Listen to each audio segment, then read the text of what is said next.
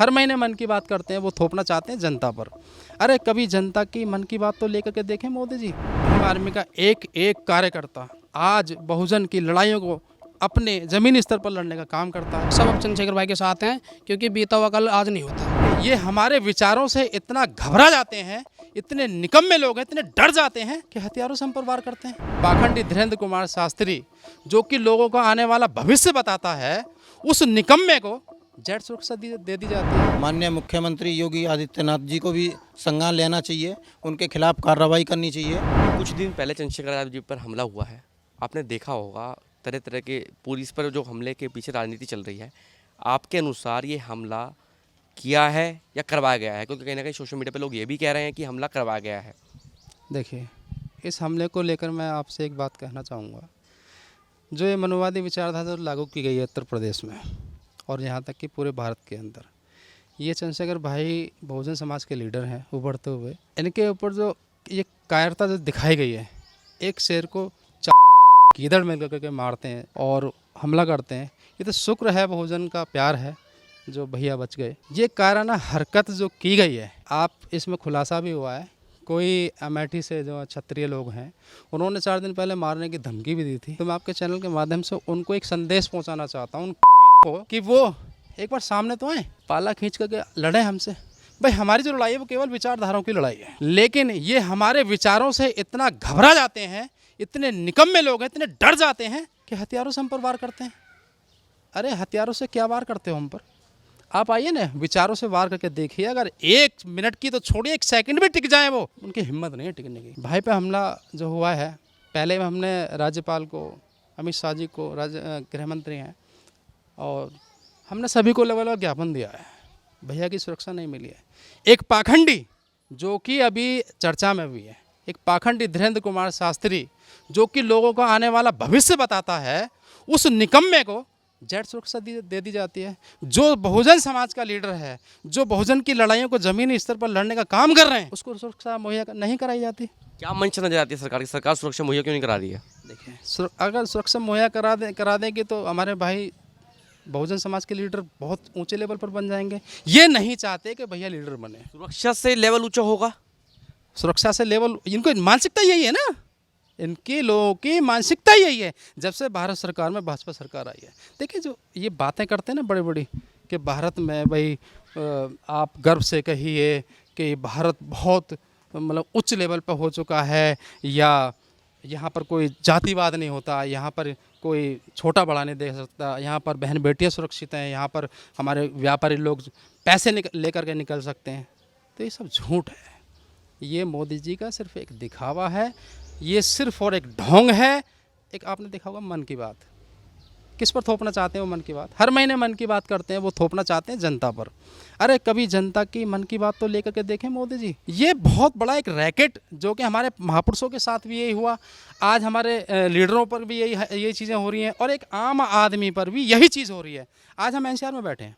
NCR में मेरा मानना यह है कि थोड़ा सा जातिवाद कम है, लेकिन एनसीआर में भी 2 जगह ऐसी हैं, 2 ज़िले ऐसे हैं जहां पर जातिवाद बहुत चरम पर है, और 3 ज़िलों को छोड़ करके गाजियाबाद, नोएडा वगैरह यहाँ पर थोड़ा कम है, क्योंकि यहाँ पर लोग शिक्षित हैं। आप देखिए, जातिवाद को देख करके हमारे लोगों को जेल भेज दिया जाता है। अगर कोई छोटा सा झगड़ा होता है एक थाने में, वो जाता है और उसमें 151 की धारा लगती है, और कुछ देर बाद वो दोनों आपस में कंप्रोमाइज़ भी कर लेते हैं ना, तो उनको ये पूछा जाता है कौन है भाई, ये चमार है या ये तेली तमोली है या फिर ये वाल्मीकि है, डालो तुम्हारे बाप के नौकर लगे हम। तो पुलिस भी कहीं ना कहीं जातीय शोषण कर रही है, और ये जाति को देख करके ही चंद गीदड़ों ने हमारे भाई पर हमला किया। अच्छा, अगर मैं आज के समय की स्थिति की बात करूं, भाजपा कई सालों से यूपी में राज कर रही है, केंद्र में भी राज कर रही है। आज के समय में बहुजन समाज की स्थिति क्या है? आप तो पत्रकार बंधु हैं, बहुजन समाज की स्थिति को बताने की आवश्यकता नहीं है। अगर मैं आपसे मुझे बखान करूं तो ये स्वाभाविक है कि हो सकता है कि मनोवादी विचारधारा के गुंडे मुझ पर भी हमला कर दें, लेकिन फिर भी मैं आपके चैनल से बताना चाहूँगा, अपने बहुजन समाज के लिए खासकर, आज बहुजन समाज की स्थिति ऐसी हो चुकी है, कैमरा दिखाइए साहब, जैसे कि एक झुंड तो है लेकिन ये बिल्कुल सड़ा हुआ है, एकदम सड़ा हुआ। इसका कारण है सिर्फ और सिर्फ हमारा जातीय देख के शोषण, चाहे वो जातीय शोषण हो, चाहे वो हमारी बहन बेटियों के साथ शारीरिक शोषण हो। आप देखिए, पूरे भारत के अंदर भाजपा सरकार आने के बाद जितनी हत्याएं हो रही हैं, क्या वो चैनल पर दिखाई जाती हैं? आप मीडिया बंधु आप बताइए, वो चैनल पर नहीं दिखाई जाती। एक मात्र हमारा जो रह गया एक मतलब एक सोशल मीडिया हमारा ऐसा एक वो रह गया प्लेटफॉर्म जिस पे हम अपनी बातों को शेयर कर सकते हैं। लेकिन इस भ्रष्टाचारी सरकार ने जो केंद्र में बैठी है उस पर भी शिकंजा कसने का काम कर रही है। आप सोशल मीडिया पे मैं 2-3 चैनल हैं जो देखता हूँ, जैसे रवीश कुमार जी हुए या और भी हैं, एक पंजाब का चैनल है न्यूज़ खबर अड्डा, ये 2-3 चैनल मैं देखता हूँ। देखिए एक अभी जैसे कि अभी मैं आपको बता दूँ, थोड़ा सा हट के बात करूँगा, दिल्ली में संसद बनाई गई है, उसमें एक सेंगोल रखा गया था। जिस दिन वो सेंगोल रखा गया उसके 3-4 दिन बाद एक इतना बड़ा हादसा हो गया, रेल दुर्घटना हो गई। क्या नेशनल जो टीवी चैनल्स हैं, क्या उन्होंने कितने दिन उनको दिखाया? तो मेरा मानना है वो सेंगोल जो था वो भारत के लिए बहुत ही क्या कहते हैं वो महत्वपूर्ण रहा है। महत्वपूर्ण का मतलब मैं जानता हूँ कि वो जैसे कहते हैं अशुभ, वो अशुभ रहा है। तो एक संवैधानिक जगह पर एक राजाशाही सेंगोल रखा जाता है, तो मेरा मानना यह है कि मैं अपने भाइयों को, बहुजन समाज को ये कहना चाहूँगा कि गुलाम तो आप हो चुके हो। ये तो शुक्रगुजार है हम भाजपा के कि वो हम पर एकदम से हमला नहीं करवा रहा है, वो तिल तिल करके हमारी बहन बेटियों को मरवा रहा है, तिल तिल करके मरवा रहा है। मेरी आप सभी बहुजन से गुजारिश है कि अपनी बुद्धि का इस्तेमाल करके, हम लोग कहते हैं कि हम बुद्ध के अनुयायी हैं, अपनी बुद्धि का इस्तेमाल करके ये देखिए कि कौन अपना है कौन पराया है, हमारे साथ क्या चीज़ें देख करके हमला किया जा रहा है। अच्छा, अगर मैं बहन जी की बात करूं, आज के समय में भाजपा की सरकार है, उससे पहले कभी सपा की सरकार रही है, कभी बहन जी की सरकार रही है, उनकी सरकार में और जो और सरकारें रही हैं उनमें बहुजन समाज की स्थिति में क्या बदलाव आया है? देखिए, और जो सरकारें रही हैं ये राजनीतिक मुद्दा है। जहाँ तक मैं बहुजन समाज के लीडर की बात करूँगा, माननीय मुख्यमंत्री हमारी पूर्व बहन जी, वो हमारे आदरणीय रही हैं हमेशा, वो सीनियर लीडर हैं हमारी। और आज कहीं ना कहीं चंद्रशेखर युवा जैसे व्यक्ति की आज ज़रूरत है। जिस कदर चंद्रशेखर भाई ने भीम आर्मी संगठन की स्थापना की है, भीम आर्मी का एक एक कार्यकर्ता आज बहुजन की लड़ाइयों को अपने ज़मीनी स्तर पर लड़ने का काम करता है, आंधी हो तूफान हो किसी भी तरीके से।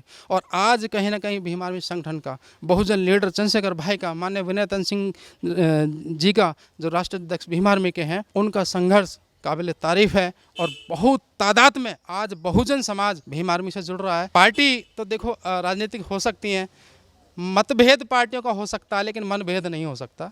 आज बहुजन दोनों लीडर के साथ है, इसमें कोई दो राय नहीं है। अच्छा, मायावती जी कभी ओपनली आकर चंद्रशेखर पायलट पर हमला हुआ है, मायावती जी की तरफ से कोई ट्वीट मिला आपको देखने को? देखिए, मेरा तो मानना यह है कि अगर हम इस विषय पर चर्चा ना करें तो ज़्यादा बेस्ट होगा। हालांकि बहन जी हैं, उन्होंने भी कहीं ना कहीं मन में स्नेह है भैया के प्रति। ट्वीट किया या नहीं किया ये मायने नहीं रखता, बहन जी का आशीर्वाद सदा भैया पे बना रहेगा। जी। किशन, अगर मैं आपसे बात करूं, आज के समय में जैसे भाजपा की सरकार चल रही है और चंद्रशेखर आज़ाद पर हमला हुआ है, तो कहीं ना कहीं जो सत्ताधारी पार्टी है उसका कोई रोल हो सकता है हमले में? सर, उसी का दौर है। और सबसे बड़ी प्रॉब्लम ये है कि इन लोगों को मनुवादी व्यवस्था के विपरीत जाना पड़ रहा है। और दूसरी बात यह है कि भाई चंद्रशेखर पे जो हमला हुआ है, हम उसकी कृत निंदा करते हैं।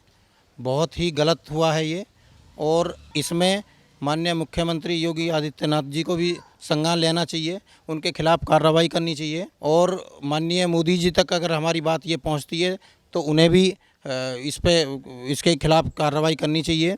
दूसरी बात ये है कि बहुजन समाज के उभरते लीडर हैं वो, और बहुत अच्छे परिवार से हैं, गरीब परिवार से हैं। वो हर चीज़ को देखते हैं, समझते हैं, तभी वो आगे बढ़ रहे हैं और बहुजन समाज को लेकर चल रहे हैं। इससे ज़्यादा सिर्फ बहुजन समाज बहुत ज़्यादा जागरूक हो रहा है, और जागरूक होने के कारण इन लोगों को मिर्ची लगी हुई है, क्योंकि बहुजन समाज ही एक ऐसा समाज है सर्व समाज में सबसे आगे बढ़ रहा है, आगे बढ़ने की कोशिश भी कर रहा है। लेकिन ये मनुवादी व्यवस्था वाले लोग ये इसको पीछे ढकेलने की कोशिश में हैं। जो हमारे ओबीसी समाज के लोग हैं, वो लोग सिर्फ उसमें यादव जागे हैं, अभी और लोग नहीं जाग रहे। जिस दिन और लोग जाग जाएंगे उस दिन ये मनुवादी व्यवस्था इनकी समाप्त हो जाएगी। अगर मैं आपसे पूछूं, आप बहुजन समाज से आते हैं, आपके सामने 2 ऑप्शन दे दिए जाएं, या तो बहन जी या चंद्रशेखर आज़ाद, आप दोनों में से किसे पसंद करें? सर, अभी तक तो देखो बहन जी ने जो हमारे लिए किया है, मान्यवर काशीराम साहब ने किया है, अम्बेडकर साहब ने किया है,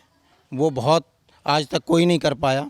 और अब आने वाले टाइम में भाई चंद्रशेखर हैं, वो उभरते नेता हैं, तो मेरा मानना ये है कि 2024 के बाद में बहन जी आती हैं तो बेस्ट बड़ी खुशहाली लाएंगी, लेकिन उसके बाद में हम भाई चंद्रशेखर जी को ही सपोर्ट करेंगे। उभरते नेता हैं और बहुत अच्छे विचारों के हैं, बाबा साहब के मिशन को चलाने वाले हैं, हम उनको फुल सपोर्ट करेंगे। सब अब चंद्रशेखर भाई के साथ हैं, क्योंकि बीता हुआ कल आज नहीं होता। हर उगने वाला सूरज जो कल नहीं होता। आप लोग बहन जी को भूलते जा रहे हैं।